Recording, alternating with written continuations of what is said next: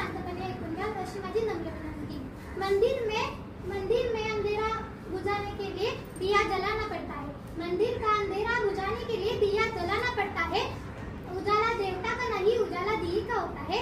उजाला देवता का नहीं, उजाला दिए का होता है। जो खुद के घर में उजाला नहीं कर सकता, वो तुम्हारे घर में उजाला क्या करेगा, असे सांगणारे संत गाडगे बाबा। संत गाडगे बाबांचा जन्म 23 फेब्रुवारी 1876 रोजी अमरावती जिल्ह्यातील शेणगाव येथे झाला। त्यांचे पूर्ण नाव देवूजी झिंगरोजी जानोरकर असे होते। त्यांच्या वडिलांचे नाव झिंगरोजी जानोरकर असे होते। त्यांच्याबद्दल एक प्रसंग झालेला मी आज तुम्हाला सांगणार आहे।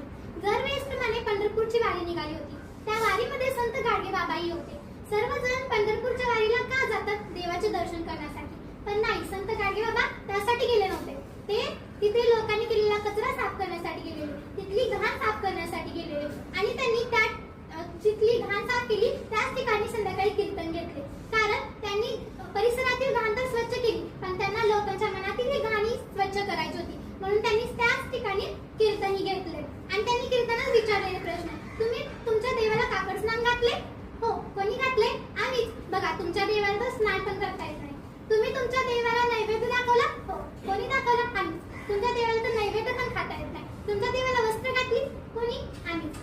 बघा, तुमच्या देवाला तर वस्त्र पण घालता येत नाही। तुमच्या देवाला स्वतःची कामं करता येत नाही,